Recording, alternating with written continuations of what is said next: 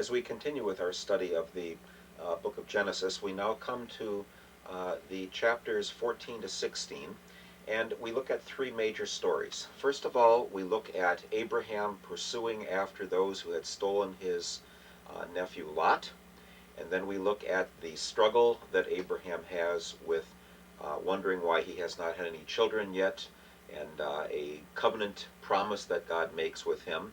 And finally, in chapter 16, the story of Hagar and Ishmael.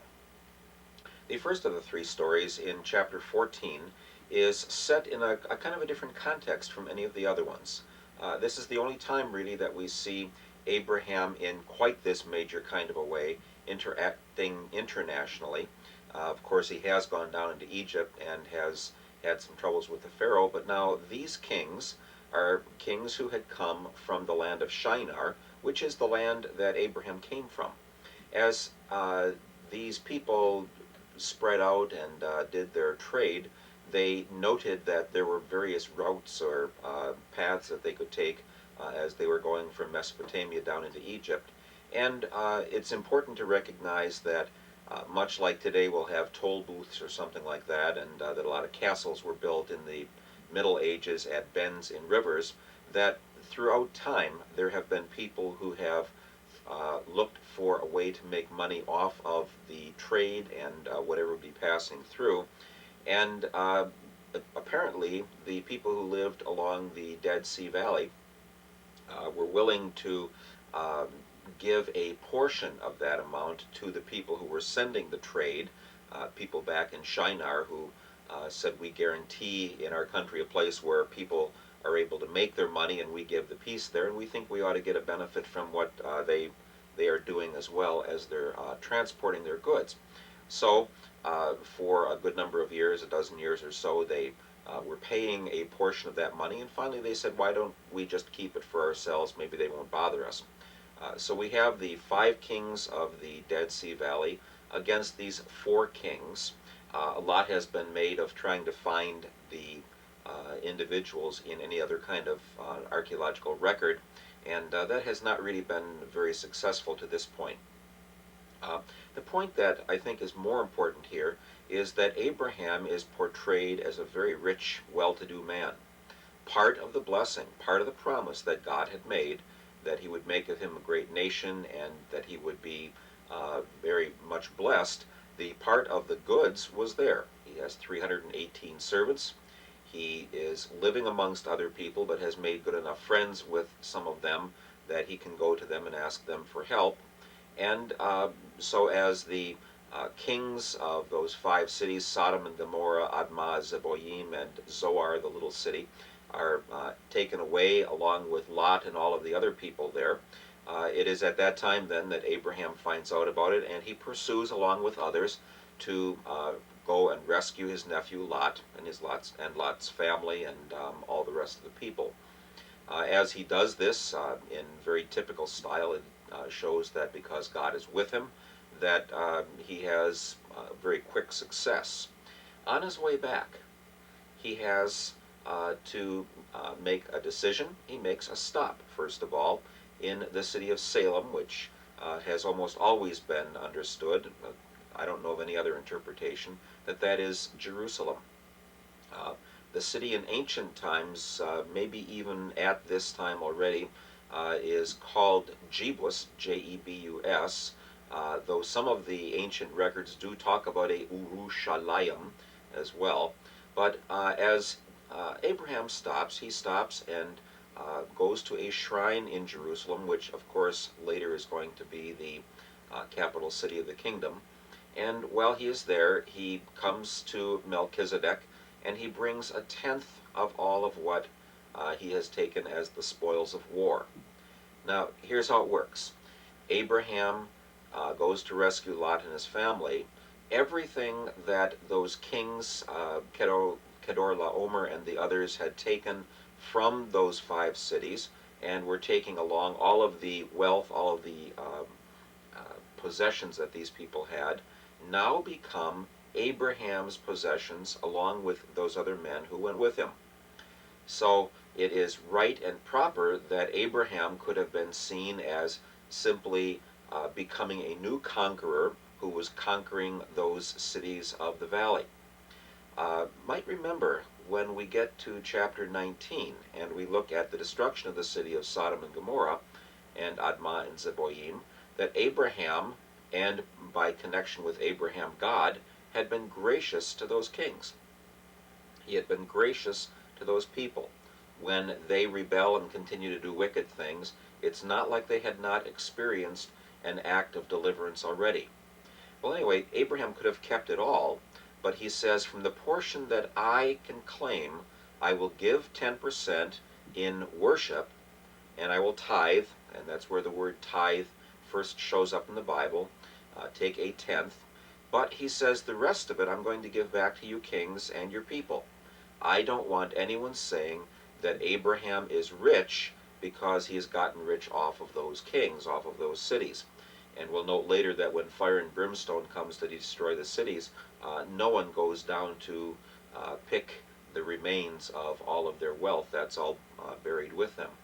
As Abraham goes to Melchizedek, we remember the story that we've studied in the book of Hebrews already about this particular event and how Jesus is portrayed in a similar way as a priest after the order of Melchizedek. Obviously, we don't know anything from chapter 15 about where Melchizedek came from. His name means, my king is righteousness. And the word tzedek, or righteous, might have been connected with the city of Jerusalem for a long time.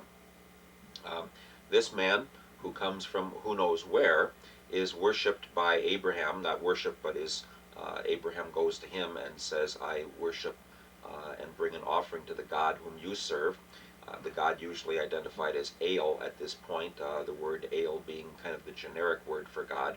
And as Abraham is there and brings this offering, he receives a blessing from Melchizedek and apparently from God at the same time.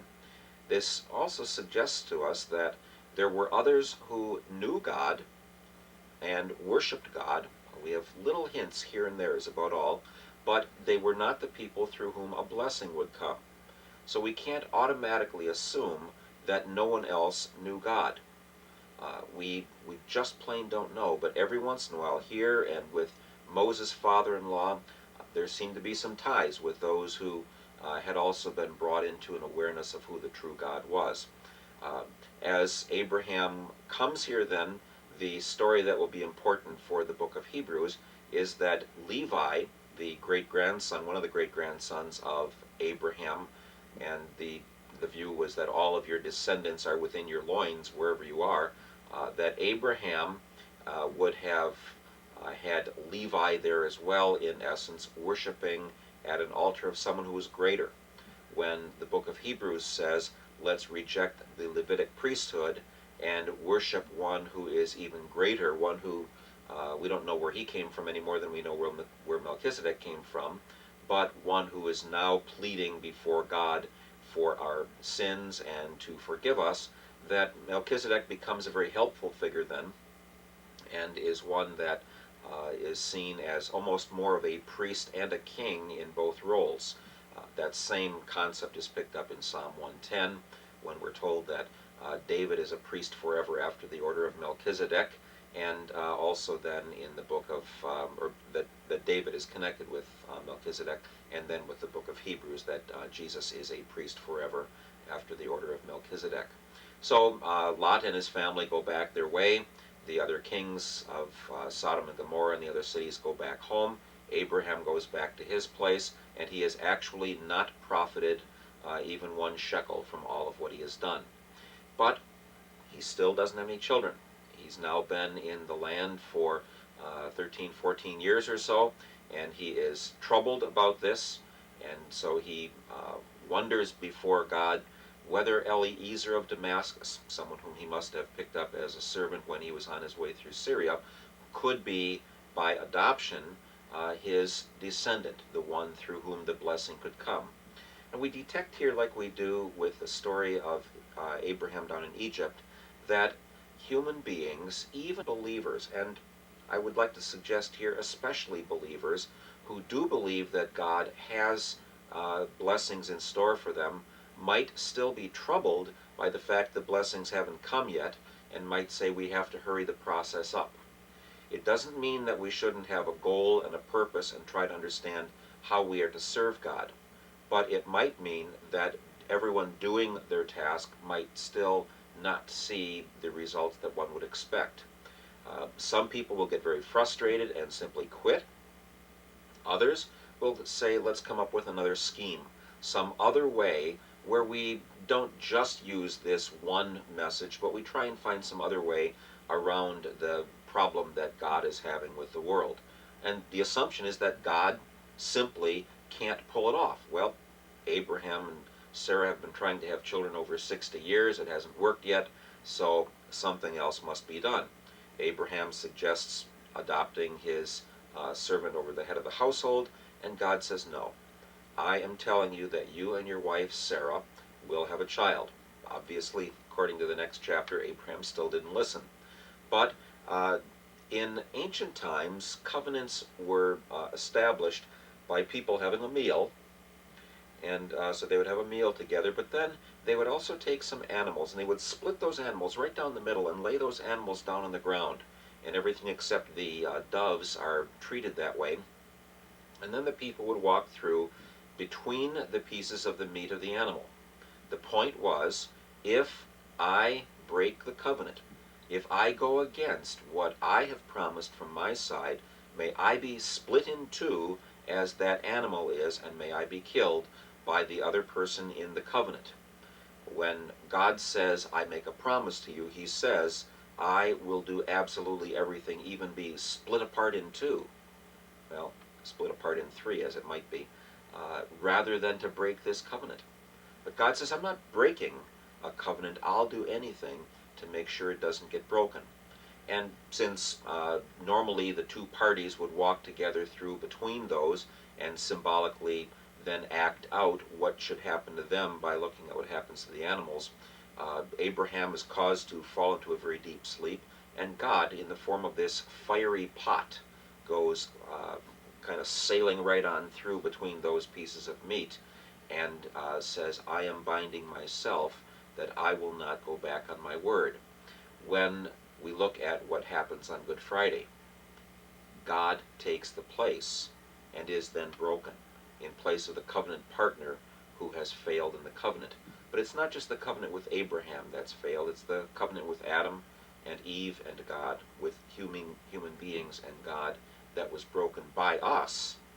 And yet God is the one who takes the hit, who takes the hurt, who takes the brokenness, who is alive but dead really at that same time because of the sins that we have all committed.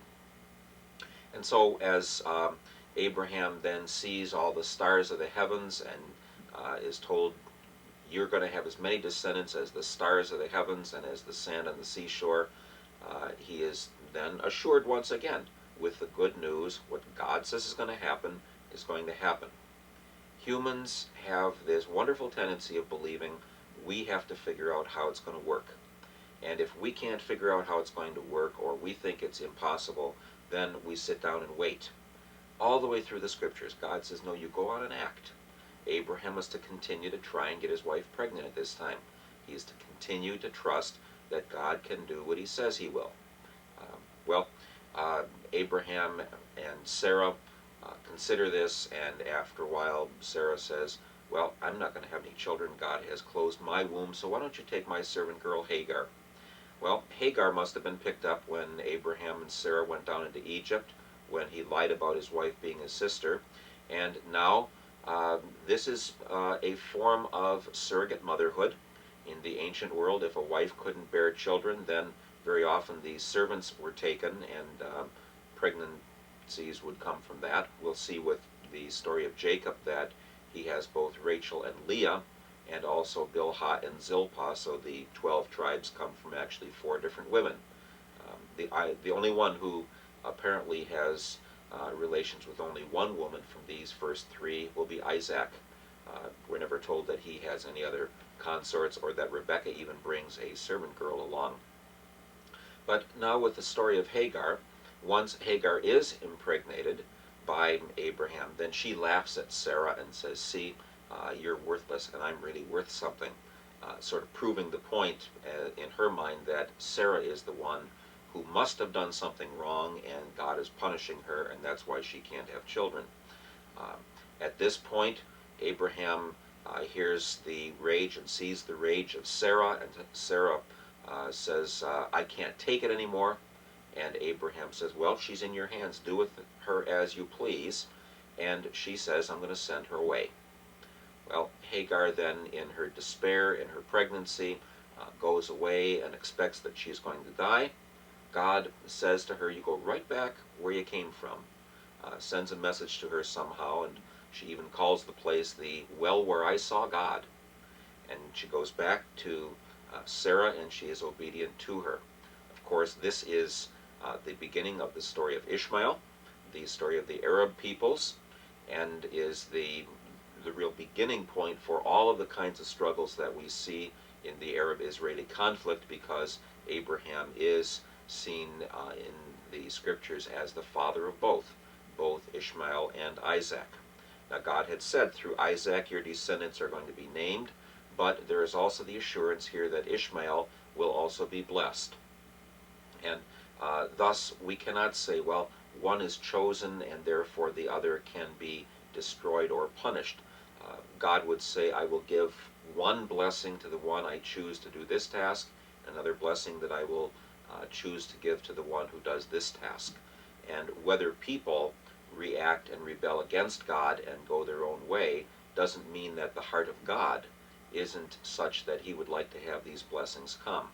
So we have the story now of Hagar and Ishmael. As I've mentioned at other times, the idea was in ancient times that the man was responsible for providing the seed, and that the woman was the place where the seed would grow, that there was not an idea at this time of the unity of sperm and egg.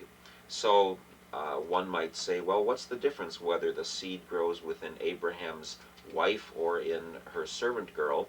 The terminology that's used in terms of law would be that she bears a child on my knees. That's what Sarah would say, almost as if Hagar would sit on Sarah's lap when she's going to have a baby, and the baby would be seen as coming out almost as if it's coming out of Sarah. At least the information that I have says that until modern times, when they did autopsies on female cadavers, it still wasn't understood what the union of sperm and egg was all about and what the ovaries were. Until that time, everyone apparently thought that it was this other kind of a system. Well, the point is that here we're looking at times when God is still faithful. He blesses Abraham. He helps Abraham rescue his nephew Lot. He assures him that there will be a promise and that everything that he said will come true. And yet, both with the story of Eliezer and with the story of Hagar, we find Abraham distrusting. Well, God reckoned to him as righteousness that he had acted. God didn't say, if you're not perfect, I'm going to reject you. He hangs in there with him. He loves him anyway. He says, I'm going to continue to do what I said I would. But he reckons it to him as righteousness, not as a kind of a work where Abraham did something and then God blessed him. Remember that the blessing of God comes already in chapter 12. He reckons to him as righteousness. He says, I'll treat you in the way that I've been treating you, and I call you to respond in the right way to me. For us as well, we're called not to change the rules, not to come up with something that we think makes good sense, but to recognize that God does give us the encouragement and the strength and the help to stay faithful at proclaiming the good news as he's given it, not to change the rules or minimize the body of Christ into simply a holding operation, but to remember that we are out in a world that the Lord has indeed redeemed. May God strengthen all of us as we continue our study and as we reflect on times when we have turned from God and as we ask God to help us to stay faithful to him. God's blessings to all of you, and thank you for continuing this study.